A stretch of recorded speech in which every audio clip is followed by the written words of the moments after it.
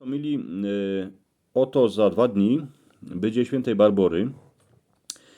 Hawierze będą mieli swoje święto. Wszystkich hawierzy już teraz pozdrowią. Niech się wądarzy. Wyjeżdżajcie zdrowi ze szychty. A dzisiaj bym wam chciał wyrządzić o Pusteckim.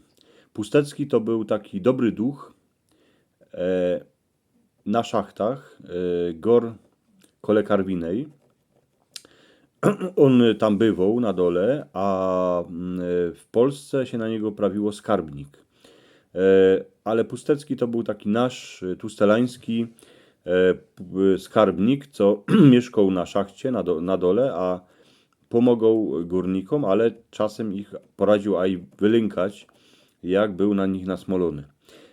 Roztomili dzisiaj będzie kapkę dłuższy. Tuż pyty, posłuchajcie tego do końca, bo to jest taka ganz ciekawa historia, pogodka. A jak macie radzi moi drzistani, to mi dajcie palec do wyrchu, a subskrybujcie mój kanał. Tuż tak, że wam prawił, 4 grudnia będzie świętej Barbory. Święto Barbora jest patronka wszystkich hawierzy, ale święto Barbora jest patronką wszystkich tych, co zlazują pod ziemię. To znaczy i gaziorzy, i ci co robią tkańskie przy rułach. Kajkiery zlazuje dołu, do ziemi, to Barbora jest ich patronką. Chroni ich przed nieszczęściami, co bydycki się wracali do chałupy, do swoich bob, a do swoich dziecek. A na ozajsty baby, a dziecka na nich czekają. Na szachtach pod ziemią kanyeny, benzinowe lampy oświecały hawierzom węglowe skały. Było tak ćma, że się zdało, że w tym ćmoku coś siedzi, a się ruszo. Żaden nie wie, kiej pierwszy raz jakiś hawierz uwidział między czarnymi bryłami węglo postać chłopa, a to był na ozajs ten Pustecki. Kto to był ten Pustecki? Na Górnym Śląsku mieli na szachtach śrebnika, skarbownika, szarleja. Kaindzi jeszcze na niego się prawiło Zabrzeski, Matusz, Wojtek albo Jędra. A na cieszyńskiej ziemi był ten nasz tustelański Pustecki. Tego Pusteckiego pierwszy raz uwidział na ozajst mały Jonek Brzuska z Karwinej, a co jego fotel robił na szachcie. Józkowi było 13 roków, jak jego tacika zabiło. Przycisła go węglowościana. Został sam z matką, bez grejcara, bez jodła, bez niczego. Jak Boroczek stał nad grobem fotra, to wiedział, że ich czako teraz bieda. Ale matka Józka Brzuskowa się nie bała żywota, bo to była baba, co miała opowogę, a była twardo. Każdy dzień w czas rano jeździła z Józkiem na opukę, na hałdę, a wieczór siadała z jegłą, z aniciami przy Petrywolce, a szyła sąsiadkom fortuchy, co by coś ich mało wiele przygnać tych grejcarów, bo miała jeszcze porę dziecek, co ich musiała wychować. Miała też dług na chałupie, a fantownik furt groził, że kucze brzuskowej przedo, a ją z dzieckami wygoni na ulicę. Józek widział wiele razy, jak mama płaczą, bo nie chciała chałupy stracić. A płacić dług, a wyżywić familię, to było dla niej za ciężki. Jednego razu Józek prawi: Mamo, mam już 14 roków, pójdę do hawiernie, a bydem zarobił. Matka Eny się uśmiechnęła, pogłaskała chłopca po głowie, a oczy miała całe mokre. Jednako za jakiś czas młodego Brzuskę wzięli do roboty na szachtę. Każde rano szał z chłopami na szychtę. Sztygar go dał ku staremu kopaczowi Kotuli, co on miał dawać pozór na młodego hawierza. Józek woził na toczkach węgli do gospody, tak się to nazywało. Kany starsi chłopcy ładowali to węgli do żelaznych wózków. Chłopiec miał na szachcie pilobę, hercówką suł węgli do toczek, potem na pleca brał pas, a pchał toczki, kany mu kopacz Kotula pokazał. Tam to węgli wysuł, a jechał zaś spadki. Pas się mu wbijał w pokrzywione pleca, a na rękach się porobiły pręskierze. Te pręskierze go przeogromnie bolały. Józek czasem się popłakał, ale tak, co by go chłopcy nie widzieli, bo go było gańba. Potem by się z niego mogli śmiać z miesiąc, a to by była kapka ostuda. Eny Kotula, jak widział, że Józek beczy, to mu prawił. Nie becz, Józek, giździe jeden, jeżeś hawisz, rozumiesz? Dychnij se kapkę, a przestań beczeć. Potem albo kozioł synkowi chce zrobić pauzę, albo odwiózł porę pełnych toczek za Józka, bo miał chłopca rod. Józek przerobił na szachcie miesiąc, a kiej przyniósł pierwszą wypłatę matce do chałupy, to i prawi. Nie pójdziemy precz z chałupy, mamo. Jakoś ten dług spłacymy. Oto matce wypłatę doł i kopertę z grejcarami, co ich są młodymi rękami, z tymi pręskierzami zarobił. Józek miał robotę na szachcie, pokochał ją, tak jak jego foter, choć wiedział, że go zabiło. Jak się mu chciało beczeć, to se wnet wspomniał, że w chałupie je ta matka z tymi dzieckami, jego braciami, siostrami, że na chałupie je dług, co go trzeba spłacić, tuż robił jeszcze ciężej. Jednego dnia na szychcie się zrobiło Józkowi jakoś dziwnie. W głowie się mu zatoczyło, przed oczami uwidział jakieś czerwone koła, a czuł, jakby mógł do doczepani krampoczami walił. Powiedział o tym Kotuli, a ten go wnet posłał pod szyb. Tuż Józek wziął do ręki hawirską lampę, a szedł przed siebie. Szedł pomału, stąpał z nogi na nogę, kroczył pomalućku, bo z przodku, kaj robi Kotula, do szoli je piękny kąsek chodnika. Myśli se, że isto to za chwilę minie, że będzie mógł wnet spadki się wrócić do roboty, ale Józek jest coraz słabszy. Na czoło wystąpiły zimne poty, nogi są ciężki, jakby były z oceli, a na ciele poczuł gęsią skórę. Serce mu waliło tak wartko, jakby już z pół godziny gonił. Synek się wylękał. Co się ze mną robi, pomyślał. Naroz mu pociemniało w oczach, oprzył się o sztympel, trzeba se aspoń kapkę spocznąć. Józek se wspomniał na chałupę, na mamę, co waży wieczerze, co by se synek porządnie pojadł, kiej przyjdzie ze szychty po nocy, wspomniał se na braci, na siostry, co na niego czekają, a na koniec na fotra, co tukaj kańsik na tej szachcie został. Darmo, trzeba iść dalej. Ręką chle do lampki, oczy mo zawrzite, tuż stúžił do niej, ta się obaliła, a zgasła. Dookoła je ćmok, jak w piwnicy bez okien. Nigdzie nie ma ani kapki światła, ale synek z noceste na pamięć, gdyż przeca każdy dzień tukaj chodził. Zaś idzie do przodku, pomału, noga za nogą, w słabej ręce się kolybie lampa, co porę chwil tymu oślepła, prawą ręką furt maco sztymple, a chle do cesty do przodku.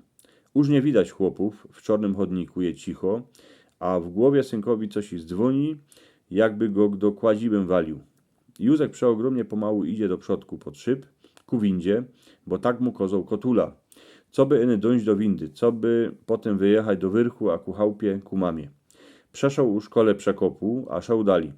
Po chodniku stúžił do krzyża, zbitego ze szczap, potem się wylękał. Gazy, pomyślał se Józek, a strach go chycił za kark. Narósł isto się to Józkowi zdo, ale ni, to się mu nie zdo. Z chodnika z boku, daleko z przodku, migło jakś światło, jakby ktoś kolybał lampą. Chodnikiem szedł jakiś hawisz. Józek poszedł za nim. To światło było jakieś dziwne, bo jak synek stował, co by se dychnąć, to światło też przystowało, jakby na niego czekało.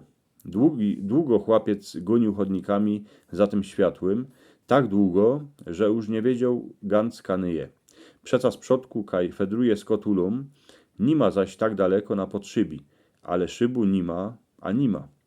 Naroz to słabiuczki światło zgasło. Jako teraz trafić do hawierni, a do hawierzy. Isto pustecki to był, prawił se som do siebie Józek, potem utrzył spocone czoło, a poszczypany szczympel, a zaczął beczeć. Tela razy starzy hawierze rozprawiali o pusteckim. Te razy wszystkie te historie się Józkowi wspomniały. Mamo, mamulko, prawił se w duchu swojej mamie, co teraz w chałupie waży dla niego wieczerze. Tak się boję, mamo, tak się boję. Józek furt beczał. Naroz gdosik się dotknął jego pleca. Synek ręką utrzył oczy, a obrócił głowę. Stał przed nim hawierz z długą, siwą brodą. W lewej ręce dzierżał zarożnioną lampę ze złota, a w prawej ręce dzierżał strzybny krampocz obszyty na plecach. Był obleczony na lepszo, miał na siebie ancuk habirski, a na nim się błyszczały szumne knefle ze złota, a na głowie miał czopkę z piórami z kochuta. Szczęść Boże, Pustecki, prawi Józek, a trzepał się cały ze strachu. Poznałeś mnie, synku, ale się nic nie bój, krzywdy ci żadnej nie zrobię. Umyśliłech se, jako cię tutaj zwabić, co by ci wynagrodzić twoją miłość do matki, a do hawiernie.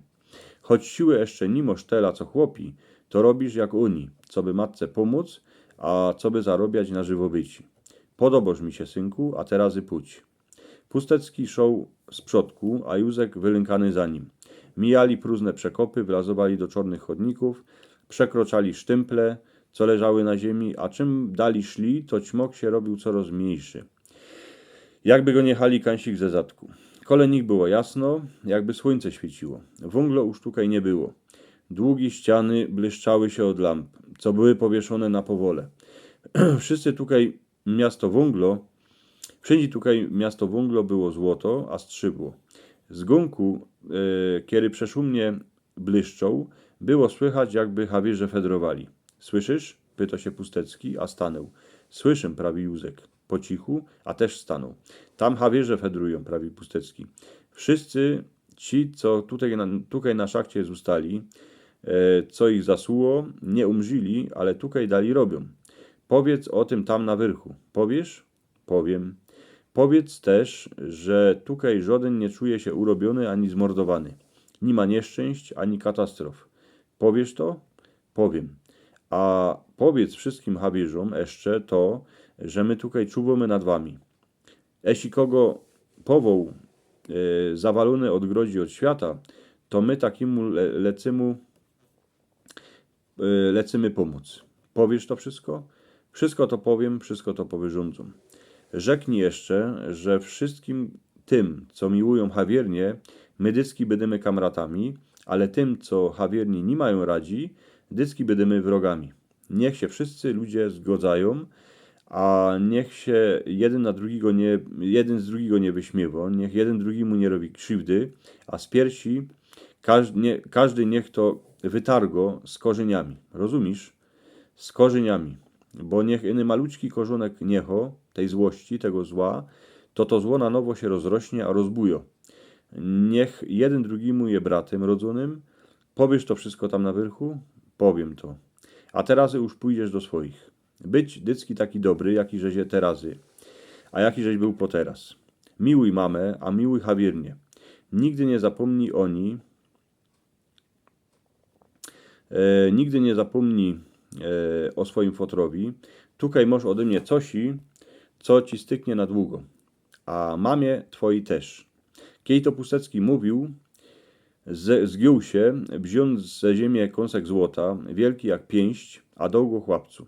Moż weź, daj go matce, niech przedo to złoto, a dług na chałupie niech spłaci. A ty już tutaj nigdy na hawiernie mi nie chodź, bo się jeszcze za młody, rozumiesz? Ale ja chciał być hawierzem jako mój tacik, prawi Józek. A Pustecki słyszy, że chłopcu je żol za hawiernią. Tuż dobre, jak już będziesz wielki, a przybydzie ci siły, to się stoń hawierzem. Teraz, że się jeszcze młodym chłopcem, idź do szkoły, ucz się, a za porę roków, jak ci roków przybydzie, to przyjdź do hawiernie. Rozumiesz? Ja rozumiem, a pięknie dziękuję za wszystko. A teraz pójdź, idziemy spadki. Zaś Pustecki szał z przodku. Józek kroczył za nim. Mijali próżne przekopy, zapadnięte chodniki, skręcali w czarne dziury, a przekroczali sztymple, co ich gdosik pobulał. Czym dali szli, tym światła było mniej, a wszędy był ćmok, a ten ćmok był coraz czarniejszy. Pustecki stanął, a prawi. Słyszysz? Spytał się Józka, a pokazał ręką. Kanysynek usłyszał, jak gdosi wali krampoczami. Hawierze wołali na siebie, a gdosi ci z wózki do przodku. Słyszę, prawi Józek. Tam fedrują twoi kamraci. Teraz już do nich trafisz. Idź, idź. Józek chciał jeszcze coś ich Pusteckiemu rzec, ale już go przy nimu nie było. Tuż szał chodnikiem dali, przed siebie, za chwilę przyszedł ku hawierzom, co kopali wągli. Szczęść Boże, pozdrowił ich Józek, a chnet poznał umazanego po gębie Kotule. Szczęść Boże, odpowiedzieli hawierze. Józek, giździe jeden, kajżeś był tak długo, pyta się Kotula. Długo? Z Pusteckim, że kapkę pochodził po hawierni, że z nim powyrządzał, A te razy się już wracam do roboty, bo mi je lepszy. Z Pusteckim, lo Chrysta Boga. Toś ty, synku, som cały tydzień przechodził z Pusteckim. Użcie kamracio przestali chledać, bo prawili, że to już i tak wszystko na darmo. Twoja matka płacze, a targo se włosy z głowy. Mama, oto mamie niesem. Złoto, rykli habierze. Dał mi to Pustecki, prawi Józek, a pokazuje wszystkim złoty kąsek skarbu. Złoto prawdziwe złoto. Dobry je ten Pustecki. Rozprawiali habierze, a kiwali głowami. Opowiedz, Józek, jako to było z tym Pusteckim. Pytał się go kiedyś z chłopców. Józek wnet wszystko im powyrządzał. Prawił, a prawił, rządził, a rządził. Nie zapomniał ani słowa. Wszystko kamratom żyk, co mu Pustecki przykazał. Wyrządzał do końca szychty, a habierze słuchali, a eny kiwali głowami. Kiedy Józek wyjechał na wyrch, po szychcie z habierzami, to wiele miał siły w nogach, poleciał do chałupy. Matka go ściskała, a była bardzo rada, że go widzi, jako z tego złota, co dzierżał w ręce. Odmienił się żywot we familii wdowy. Matka złoto przedała, popłaciła długi na chałupie, a jeszcze i dość zostało na naukę do Józka. Przeszło 12 roków. Józek się uczył, potem studyrował jako inżynier. Wyuczył się jako inżynier habierz, a robił na tej samej habierni kany kiejsi spotkał Pusteckiego.